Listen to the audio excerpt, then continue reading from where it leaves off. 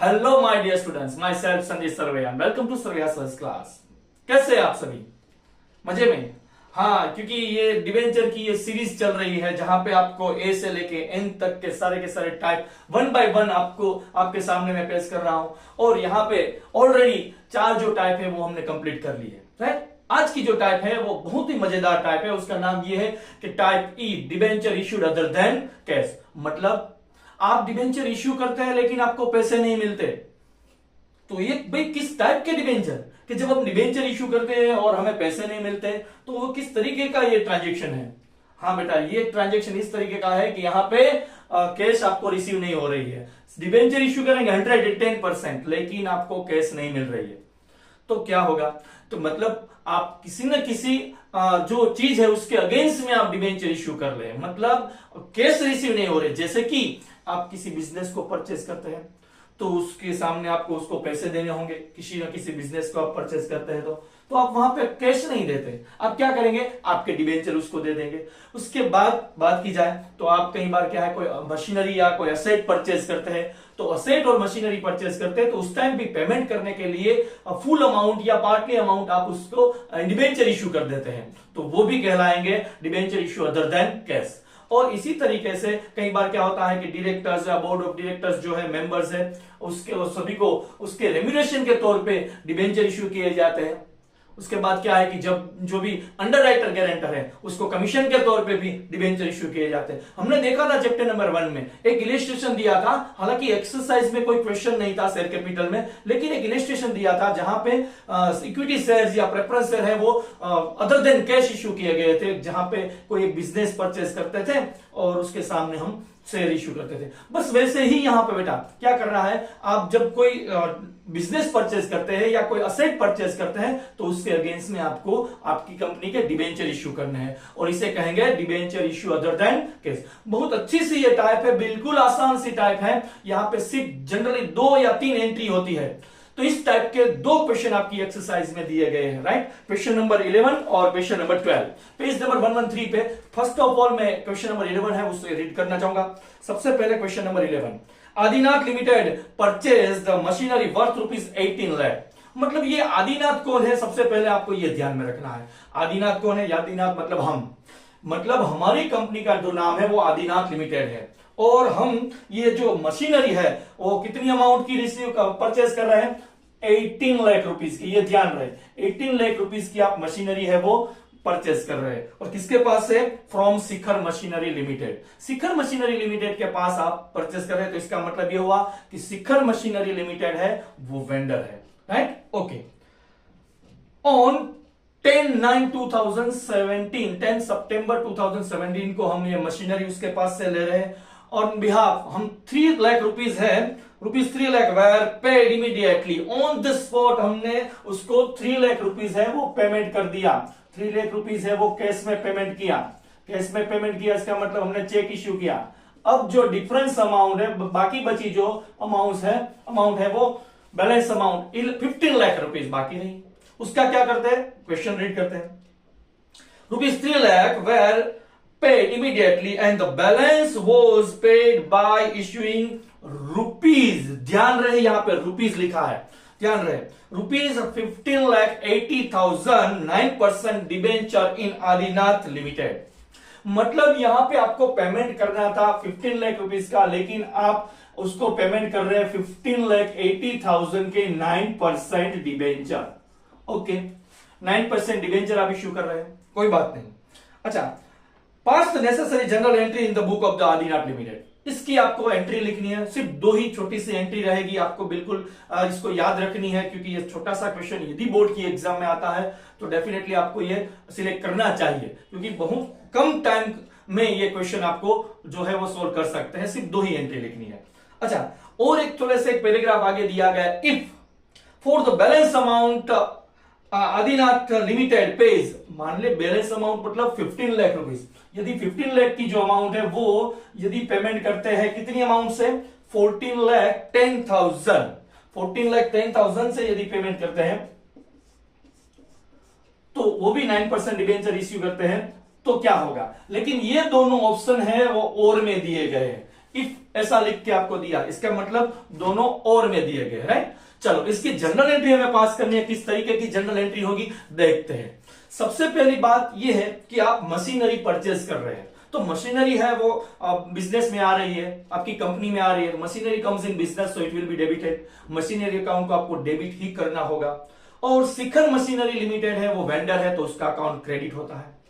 Text book के मुताबिक देखा जाए तो सेकंड एंट्री इसकी रहती है कि शिखर मशीनरी लिमिटेड को आप 3 lakh rupees on the spot दे देते, इमीडिएटली पेड करते हैं, तो इसका मतलब Shikhar machinery account debited to bank account होगा। लेकिन यहां पे देखिए मैं दोनों अकाउंट को कंबाइन कर रहा हूं, दोनों जनरल एंट्रीज उसको कंबाइन कर दूंगा, क्योंकि on the spot immediately paid हुआ, इसका मतलब on the spot 3 lakh rupees paid हुए, तो एक ही एंट्री में मैं यहाँ पे पेमेंट और रिमेनिंग अमाउंट है वो शिखर मशीनरी से रिकॉर्ड करूंगा। देखते हैं किस तरीके की एंट्री होती है। यहां पे जो मशीनरी पेड हुई 10/9/2017, तो यहां पे डेट मेंशन कर देंगे।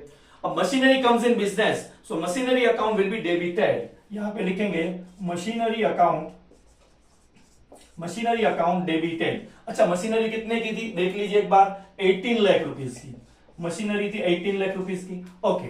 उसके अगेंस्ट में आपने 3 lakh rupees on the spot paid कर दिए, मतलब इमीडिएटली आपने पेड किए, तो उसका चेक ही दिया होगा, तो bank account will be credited, bank account credited 3 lakh rupees. और जो बाकी बची अमाउंट क्या है 15 लाख, वो आपको पेड करनी है शिखर मशीनरी लिमिटेड को, राइट, क्योंकि इतना ट्रांजेक्शन क्रेडिट हो जाएगा। तो वहां पे जो नाम दिया गया वो लिखेंगे Shikhar machinery limited account, right, okay. तो अमाउंट कितनी बची 15 लाख रुपीस। अब इसका जो पेमेंट है हमें किस तरीके से करना है वो ध्यान रहे, सेंड डेट, इसका जो पेमेंट है वो किस तरीके से करना है वो ध्यान रहे। देखते हैं यहां पे क्या बताया गया कि शिखर मशीनरी लिमिटेड को हमें सबसे पहले पेमेंट करनी है 15,80,000 की। हालांकि वो कैश में पेड नहीं होगा, उस 9% के डिबेंचर आप इश्यू करने वाले हैं, लेकिन शिखर मशीनरी लिमिटेड है वो रिसीवर रहेगा, तो इसका मतलब उसका अकाउंट डेबिट होगा। तो लिखते हैं एंट्री शिखर मशीनरी लिमिटेड अकाउंट डेबिटेड। चलो 15 लाख रुपीस ही हमें देने थे, तो उतने ही डेबिट होंगे। और वहां पे आपने डिबेंचर इश्यू किए 15,80,000 के, तो यहां पे क्रेडिट में एक लाइन लीव करके 9% डिबेंचर्स अकाउंट क्रेडिट होंगे, 15 लाख रुपीस दिए थे, 15,80,000, ओके डन, वेरी गुड। अब ये डिफरेंस की अमाउंट जो है उसके बारे में बहुत ध्यान से सुनना है, जो मैं बता रहा हूं ध्यान से सुनना है, फिर कह रहा हूं ध्यान से सुनिए। जब आप कोई असेट परचेज करते हैं, जैसे कि यहां पे असेट परचेज करते हैं और उस टाइम यदि डिफरेंस की अमाउंट डेबिट या क्रेडिट कहीं पे भी आपको दिखाई दे, तो जब असेट परचेज करते हैं तो बेटा क्या लिखना है, डिस्काउंट और प्रीमियम। डिबेंचर डिस्काउंट, डेबिट में डिफरेंस है तो, यदि क्रेडिट में डिफरेंस है तो सिक्योरिटीज प्रीमियम रिजर्व लिखा जाएगा, पहली बात ये। लेकिन यदि मान लीजिए कि आप कोई बिजनेस परचेज कर रहे हैं, पूरा का पूरा, इसके बाद वाला क्वेश्चन ये है, पूरा का पूरा जो बिजनेस है वो परचेज कर रहे हैं और वहां पे आपको डेबिट में डिफरेंस आ रहा है या क्रेडिट में डिफरेंस आ रहा है, तो वहां पे ये डिस्काउंट प्रीमियम नहीं लिखा जाता। डेबिट में जब डिफरेंस आता है तो पूरा का पूरा बिजनेस परचेज करते हैं, जैसे क्वेश्चन नंबर 12 इसके बाद दिया गया। जब आप पूरा का पूरा बिजनेस परचेज करते हैं और उस टाइम यदि डेबिट में डिफरेंस आता है तो उसको कहा जाता है गुडविल। और इसी तरीके से यदि डिफरेंस है वो क्रेडिट में आता है तो उसको कहा जाता है कैपिटल रिजर्व। ये बात ध्यान में रहे। पहली बात क्या बताई, जब कोई असेट परचेज करते हैं और डिफरेंस अमाउंट आती है तो उसको क्या कहेंगे, उसको कहेंगे आप डिस्काउंट और प्रीमियम। और सेकंड थिंग क्या बताया मैंने कि जब आप कोई बिजनेस, पूरा का पूरा बिजनेस परचेज करते हैं और उस टाइम या डिफरेंस अमाउंट आती है और तो उसको परचेज कंसिडरेशन और नेटवर्थ दोनों की जब डिफरेंस अमाउंट आती है तो उसको गुडविल, डेबिट में है तो गुडविल और क्रेडिट में डिफरेंस आ रहा है तो कैपिटल रिजर्व कहा जाएगा। और थर्ड और लास्ट थिंग, थर्ड जो बात मैं बताने जा रहा हूं वही है कि इसके बाद आने वाली एक टाइप आई है जिसमें हमें डिबेंचर कैंसिल करने हैं, अपने ही डिबेंचर को मार्केट से उठा के उसे कैंसिल करने हैं, वैसी टाइप है। वहां पे भी डिफरेंस आता है, जब वहां डिफरेंस आता है, जब डिबेंचर कैंसिलेशन के टाइम पे डिफरेंस आता है तो वहां पे प्रॉफिट और लॉस लिखा जाता है। प्रॉफिट डेबिट में डिफरेंस है तो लॉस लिखा जाएगा, क्रेडिट में डिफरेंस है तो प्रॉफिट लिखा जाएगा, राइट। ये तीन बातें आपको ध्यान में रखनी है, तीन बातें आपको ध्यान में रखनी है। पहली बात क्या थी? पहली बात ये थी कि जब असेट परचेस करते हैं तो डिफरेंस को क्या कहते हैं। सेकेंड थिंग, बिजनेस परचेस करते हैं उस टाइम जो डिफरेंस आता है उसे क्या कहेंगे। और थर्ड जो है वो है डिबेंचर कैंसिलेशन के टाइम पे डिफरेंस की अमाउंट रहती है तो उसको क्या, कौन से अकाउंट से रिकॉर्ड किया जाता है, राइट। ओके, चलो ये हो गई। यहां पे डिफरेंस डेबिट में है तो ये एंट्री है पेमेंट की है, तो यहां पे डेबिट में डिफरेंस है तो उसको क्या कहेंगे, उसको कहेंगे discount on debenture account. Discount on debenture account debited. कितनी अमाउंट बेटा रहेगी यहां पे? 80,000। चलो ये हो गया, ये जनरल एंट्री खत्म हो गई। दो ही एंट्री लिखनी थी, लेकिन यहां पे आपको एक ऑप्शन दिया था तो उस मुताबिक, ऑप्शन के मुताबिक क्या पेमेंट है वो 15,80,000 से नहीं, पेमेंट करना है कितना, 14,10,000 से। तो एंट्री क्या रहेगी? तो यहां पे एक और लिख के मैं एंट्री लिख रहा हूं, लेकिन इसकी ही एंट्री और रहेगी, पहली वाली एज इट इज रहेगी। सेकेंड एंट्री है उसके ऑप्शन में दिया गया था कि आपको पेमेंट करना है 14,10,000 डिबेंचर्स से, राइट। ओके, तो फिर से शिखर मशीनरी लिमिटेड है वो रिसीवर है तो उसका अकाउंट डेबिट होगा। शिखर मशीनरी लिमिटेड अकाउंट डेबिटेड। जितनी अमाउंट हमें पेड करनी थी उतनी डेबिट लिखेंगे, 15 लाख रुपीज, राइट। ओके, उसके बाद यहां पे 9% डिबेंचर हमने दिए, 9% डिबेंचर्स अकाउंट क्रेडिट करेंगे 14,10,000 के। अब जो यहां पे डिफरेंस आ रहा है 90,000 वो क्रेडिट में आ रहा है तो उसको क्या लिखेंगे, 90,000 का जो डिफरेंस है उसे लिखेंगे securities premium reserve account. Securities premium reserve account. चलो ये हो गया पूरा का पूरा सम कंप्लीट। क्वेश्चन नंबर 11 इसी टाइप से, अब भी एक और क्वेश्चन है वो भी इसी टाइप से हम सॉल्व करेंगे। इसी टाइप में क्वेश्चन नंबर 12 है, यहां पे असेट परचेज कर रहे थे और वहां पे हम पूरा का पूरा बिजनेस। चलो देखते हैं क्वेश्चन नंबर 12। ये क्वेश्चन नंबर 12 जो है उसमें जनरली क्या है कि एक बिजनेस को परचेज किया जाता है। जैसे मैंने आगे बताया कि यदि बिजनेस को आप परचेज करते हैं और उस टाइम कोई डिफरेंस की अमाउंट रहती है कि जैसे कि उसकी नेट वर्थ इतनी है और परचेज कंसिडरेशन कुछ और दिया है, तो दोनों अमाउंट के बीच का जो डिफरेंस है उसे डेबिट में डिफरेंस आता है तो उसे गुडविल कहा जाता है, और यदि वो डिफरेंस क्रेडिट में दिखाया जाता है तो उसको कैपिटल रिजर्व कहा जाता है। एक बात आपको ध्यान में रखनी है। अच्छा, और एक बात यहां पे बता दूं आपको कि इस क्वेश्चन में जो है वो गुडविल है, सिर्फ और सिर्फ गुडविल है, लेकिन इस टाइप का जो इलिस्ट्रेशन में उसमें दोनों चीजें दी गई, बताई गई है। एक बार इलिस्ट्रेशन को भी रिफर कर लीजिएगा, राइट। मैं क्वेश्चन को रीड करता हूं। Question number 12, Voltas electric limited purchase following assets and liability from Navrang traders. बेटा आप ध्यान ये रखना है कि ये वोल्टास लिमिटेड जो है वो हमारी कंपनी है, मतलब हमें उसकी बुक में ही जनरल एंट्री पास करनी है, जबकि ये नवरंग ट्रेडर्स जो है, नवरंग ट्रेडर्स है वो क्या है, वो है वेंडर, राइट। उसके पास से हम पूरा का पूरा बिजनेस है वो परचेज कर रहे हैं। अच्छा, तो जब बिजनेस परचेज करते हैं तो जाहिर सी बात है कि असेट्स और लायबिलिटी होगी। तो असेट्स और लायबिलिटीज में कौन कौन सी असेट्स है देखते हैं। Land and building 8 lakh rupees, machinery 2,75,000, और यहाँ पे फर्नीचर दिया गया 1,20,000, साथ ही में स्टॉक दिया गया 2,25,000, उसके बाद डेटर्स दिए गए 80,000 और लास्ट में क्रेडिटर्स भी 80,000 दिए गए। अच्छा, तो यहां पे क्या करना होगा, सबसे पहले हमें नवरंग ट्रेडर्स जो है, जो बिजनेस हम परचेस करें उस बिजनेस की net worth means net asset हमें फाइंड करनी है। अच्छा, वो किस तरीके से मिलेगी सर, वो उसकी एक कैलकुलेशन है, उसकी एक फॉर्मूला है। क्या है formula? Net asset is equal to total asset minus total liability. तो सबसे पहले हमें असेट का टोटल करना होगा। तो देखिए यहाँ पे क्वेश्चन नंबर जो 12 है उसमें पेज नंबर आपके 113 पे दिया गया है। 113 पे सबसे पहले टोटल असेट फाइंड करेंगे। तो कौन कौन सी असेट दी गई है उसमें से हमें जो लायबिलिटी है वो माइनस करनी है, राइट। चलो, असेट में सबसे पहले दी गई है लैंड एंड बिल्डिंग। तो लैंड एंड बिल्डिंग की जो अमाउंट है वो क्या है बेटा, 8 लाख रुपीज। ओके, उसके बाद यहां पे मशीनरी जो है उसकी अमाउंट क्या है बेटा, 2,75,000। ओके, उसके बाद यहां पे फर्नीचर दिया गया है और फर्नीचर की जो अमाउंट है 1,20,000 है।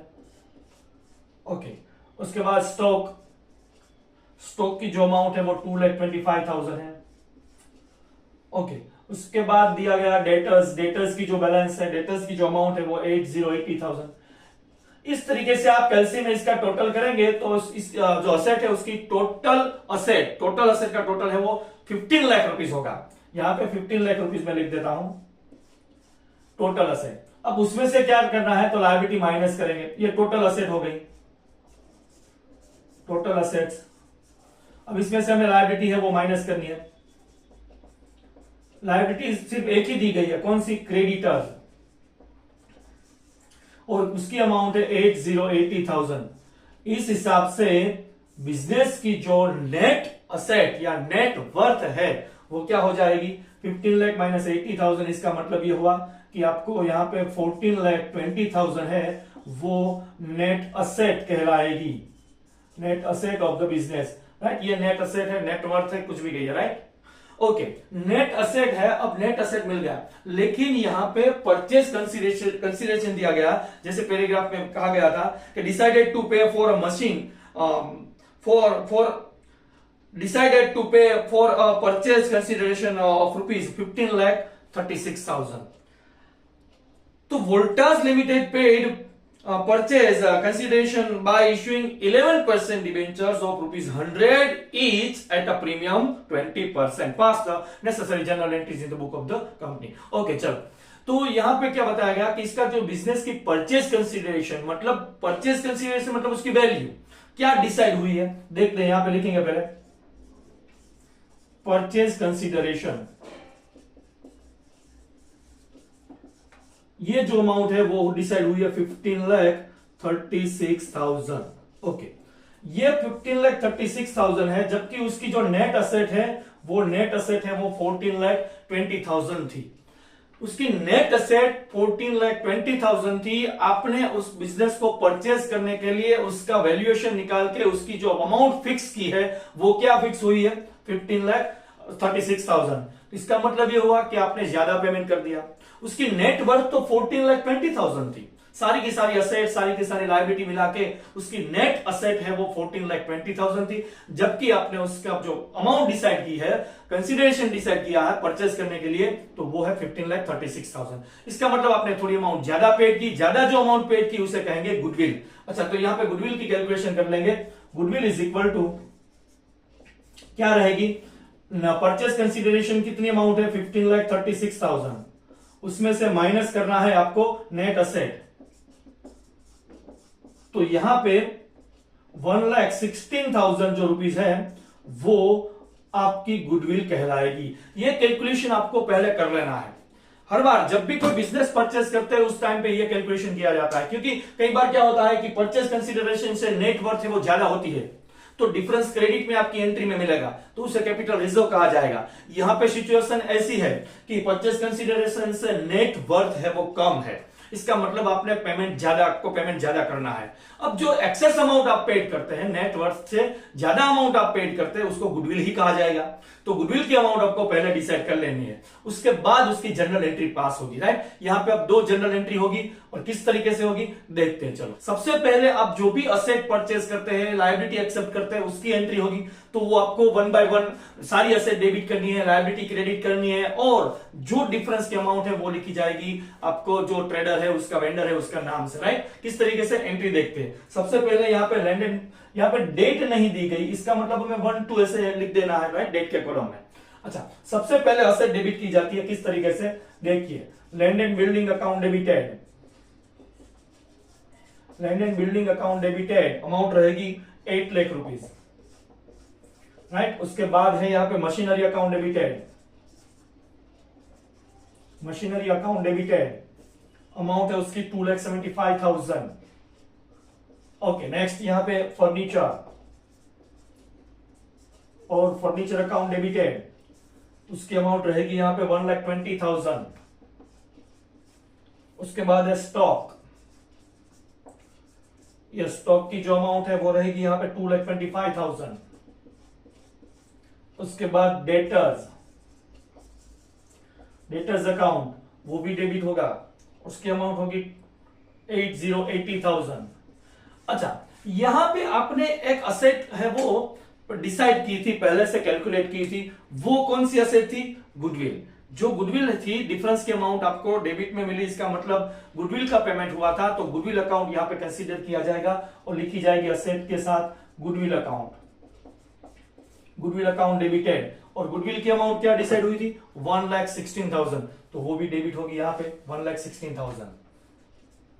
ओके, यहां पे एक ही लायबिलिटी दी गई थी और वो था कौन सी अमाउंट थी? वो क्रेडिटर्स की, तो वो क्रेडिटर क्रेडिट में लिखेंगे, क्रेडिटर्स अकाउंट, राइट। वो अमाउंट है 80,000। और यहां पे आपको जो डिफरेंस की अमाउंट मिलेगी वो परचेज कंसीडरेशन जितनी ही होगी और वो अमाउंट लिखी जाएगी, जो भी वेंडर है उसके नाम से, नवरंग ट्रेडर्स थे तो उसके नाम से लिखा जाएगा टू नवरंग ट्रेडर्स अकाउंट। और वो अमाउंट यहां पे आप इसकी कैलकुलेशन करेंगे तो 15,36,000 ही होगी, राइट। हमें पहले कैलकुलेशन की थी। अच्छा, ये हो गई आपने असेट, आपके जो थी लायबिलिटी थी वो एक्सेप्ट कर ली, जो भी बिजनेस था उसके पास से आपने परचेज कर ली। अब इसके अगेंस्ट में आप उसको कैश पेमेंट नहीं करने वाले। 15,36,000 आपको पेड करने हैं नवरंग ट्रेडर्स को, लेकिन वो अमाउंट आप कैश में पेड नहीं कर रहे, मतलब बैंक से नहीं लिखा जाएगा, क्योंकि यहां इसके अगेंस्ट में आप आपके कंपनी के जो डिबेंचर्स हैं वो किस तरीके के हैं? नंबर ऑफ डिबेंचर्स यहां पे दिए गए हैं नहीं है, यस, नंबर ऑफ डिबेंचर यहां पे फाइंड करने होंगे। कोई बात नहीं, कर लेंगे, मैं आपको फट से सिखा दूंगा किस तरीके से कैलकुलेशन होती है। नंबर्स ऑफ डिबेंचर्स या numbers of equity shares, numbers of preference share find करते हैं, उसके लिए एक फॉर्मूला है, मैं आपको बता रहा हूं। ओके, लेकिन परसेंटेज डिसाइड है by issuing 11% debenture of ₹100 each at a premium of 20% कहा गया है। मतलब यहां पे 100 रुपीज का डिबेंचर है, 20 रुपीज 20%, मतलब 20 रुपीज यहां पे प्रीमियम के साथ है वो आप इश्यू कर रहे हैं, तो उसकी मार्केट वैल्यू हो जाएगी 120, राइट। फेस वैल्यू है वो 100 और मार्केट वैल्यू है वो 120। ओके, तो सेकेंड एंट्री किस तरीके से होगी देखते चलो। यहां पे सेकेंड एंट्री ये होगी, अब नवरंग ट्रेडर्स है वो रिसीवर है तो उसका अकाउंट डेबिट होगा, नवरंग ट्रेडर्स अकाउंट डेबिटेड। वही अमाउंट जो आपको उसको पेड करनी है वो 15,36,000, लेकिन उसके अगेंस्ट में आपको कोई कैश अमाउंट पेड नहीं करनी, उसके अगेंस्ट में आप डिबेंचर इश्यू कर रहे हैं, वो भी 11% डिबेंचर, तो यहां पे क्रेडिट में आएगा 11% डिबेंचर्स अकाउंट। अच्छा, यहां पे ध्यान रहे, ये जो अमाउंट है वो आपको बड़े ध्यान से डिसाइड करनी है। यहां पे एक फॉर्मूला लगती है, उस फॉर्मूला को आपको याद करना होगा और उसी हिसाब से नंबर ऑफ डिबेंचर डिसाइड होंगे। यहां पे देखिए, आगे वाला जो क्वेश्चन था 11 नंबर का जो क्वेश्चन था, वहां पे आप शिखर मशीनरी लिमिटेड है उसको 14,10,000 या तो 15,80,000 अमाउंट ही दी गई थी डायरेक्ट, उस हिसाब से डिबेंचर इश्यू कर रहे थे। लेकिन इस क्वेश्चन में यहां पे आपको अमाउंट नहीं दी गई, सिर्फ ये बताया गया है कि by issuing 11% debentures of ₹100 each at a premium 20%, मतलब यहां पे अमाउंट भी नहीं दी गई और साथ ही में यहां पे नंबर ऑफ डिबेंचर्स कितने होंगे वो भी नहीं बताया गया। तो हमें नंबर ऑफ डिबेंचर डिसाइड करने हैं, वो किस तरीके से डिसाइड होते हैं देखते हैं। यहां पे कैलकुलेशन कुछ इस तरीके से, जब भी आपको कोई परचेस कंसीडर से या कुछ भी पेमेंट करना हो, किसी को भी पेमेंट करनी हो, तो पेमेंट अमाउंट यहां पे फॉर्मूला रहती है, राइट। जब आप नंबर ऑफ डिबेंचर्स या तो नंबर ऑफ शेयर्स डिसाइड करने हो, किस तरीके से कितने आपने शेयर दिए, कितने डिबेंचर्स दिए, वो डिसाइड करने हैं, तो किस तरीके से होगी, जो पेमेंट अमाउंट है उसके नीचे payment divide by market value into face value, ये फॉर्मूला अप्लाई करनी है। जो पेमेंट अमाउंट है डिवाइड बाय मार्केट वैल्यू से डिवाइड करना है और फेस वैल्यू से मल्टीप्लाई करना है, राइट। तो यहां पे देखिए जो पेमेंट अमाउंट है वो क्या है 15,36,000, तो 15,36,000 जो अमाउंट है उसको आप डिवाइड करेंगे इस डिबेंचर की मार्केट वैल्यू से। ये डिबेंचर है वो 100 रुपीज का है, उसमें 20% प्रीमियम है, तो इसका मतलब 20 रुपीज है वो प्रीमियम हो जाएगा, तो ये इसकी जो मार्केट वैल्यू है वो हो जाएगी कितनी, मार्केट वैल्यू 120, जबकि उसकी फेस वैल्यू क्या रहेगी वो है 100। तो ऑलवेज मार्केट वैल्यू से डिवाइड करना है और फेस वैल्यू से मल्टीप्लाई करना है। यही रूल आपको ध्यान में रखना है, क्योंकि ये रूल आगे जाके एक टाइप में फिर से रिपीट होने वाला है कि जब आप डिबेंचर होल्डर को कैश पेमेंट करने की जगह पे आप कई सारे ऑप्शन देते हैं कि नहीं डिबेंचर्स हमारे पास है, इक्विटी शेयर्स है, प्रेफरेंस शेयर्स है, और वो डिबेंचर होल्डर वो अडॉप्ट करते हैं तो उसको ये दिया जाता है। उस टाइम पे फिर से ये कैलकुलेशन आएगी। लेकिन आज बता देता हूं कि जब भी आपको कोई अमाउंट पेड करनी हो और उसके अगेंस्ट में आप कोई डिबेंचर्स या शेयर्स दो में से कुछ चीजें पेड करनी है, तो कितने डिबेंचर्स देंगे जैसे कि वो अमाउंट सेटल हो जाए, तो कितने डिवेंचर्स देंगे, तो वो डिसाइड करने के लिए ये फॉर्मूला यहां पे ध्यान रखनी है, payment amount divide by market value into face value. तो यहां पे जो पेमेंट अमाउंट है और मार्केट वैल्यू क्या है डिवेंचर्स की, तो 120, और जो फेस वैल्यू है वो क्या है, फेस वैल्यू से मल्टीप्लाई करेंगे 100 है वो उसकी फेस वैल्यू है, राइट, 100 फेस वैल्यू है। तो अमाउंट क्या हो जाएगा, 12,80,000 ये अमाउंट मिल जाएगी, 12,80,000 आपको डायरेक्ट अमाउंट मिल जाएगी। और अब डिफरेंस की बात की जाए तो यहाँ पे जो भी डिफरेंस रहेगा वो क्रेडिट में है। इसका मतलब ये हुआ कि यहाँ पे सिक्योरिटीज प्रीमियम रिजर्व लिखा जाएगा, और एक अकाउंट रहेगा securities premium reserve account, okay. और वो डिफरेंस के तौर पे जो भी अमाउंट आ रही है वो आप लिख देंगे, यहाँ पे 2,36,000 आ रही है, राइट। ये हो गई दो एंट्री। ये दो ही छोटी सी एंट्री आपको लिखनी है और कैलकुलेट करनी है, छोटी सी कैलकुलेशन रहेगी, बिल्कुल आसान सा ये question. Debenture issue other than cash वाले जो ये डिवेंचर की टाइप थी, बिल्कुल आसान सी टाइप थी। यहाँ पे दो क्वेश्चन हमने इस टाइप में कैलकुलेट किए। एक था कि मशीनरी परचेज की थी, तो उस टाइम पे जो भी अमाउंट होती है, मशीनरी अगर परचेज करते हैं तो उस टाइम पे जो भी अमाउंट होती है वो डिस्काउंट और प्रीमियम कहा जाता है। यहाँ पे हमने पूरा का पूरा बिजनेस है वो परचेज किया था, तो बिजनेस के टाइम पे डिफरेंस की जो अमाउंट है या तो गुडविल कहलाती है, और यदि क्रेडिट में डिफरेंस आता है तो यहाँ पे कैपिटल रिजर्व लिखा जाता है, राइट। ये बात आपको ध्यान में रखनी है। और साथ ही में एक नया पॉइंट था यहाँ पे आपके कैलकुलेशन में, कौन सा, कि जब आप भी नए डिवेंचर्स नए प्रेफरेंस जब आप इश्यू करते हैं तो उस टाइम पे आपको अमाउंट डिसाइड करनी होती है कि कितनी अमाउंट से आपने नए डिवेंचर है वो पेड किए हैं। तो वो डिसाइड करने के लिए फॉर्मूला थी कि payable amount divide by market value into face value. ये कैलकुलेशन करेंगे तो डायरेक्ट आपको अमाउंट मिल जाएगी, कितनी अमाउंट के आपने नए इक्विटी शेयर्स, नए प्रेफरेंस शेयर्स या नए डिवेंचर इश्यू किए, राइट, ओके। और बाकी बची अमाउंट है वो सिक्योरिटीज प्रीमियम डेबिट में है, तो उसको डिस्काउंट ऑन डिवेंचर जैसा कहा जा सकता है, राइट, ओके। चलो, इस टाइप का एक दो क्वेश्चन थे इस टाइप में। और लास्ट में फिर से कहना चाहूंगा कि यदि आप इस चैनल पे नए हैं तो बेटा इस चैनल को सब्सक्राइब कर लो, और हो सके इतना इस चैनल को अपने फ्रेंड और रिलेटिव के बीच शेयर कीजिए, लाइक कीजिए, right, okay. Thank you very much for watching.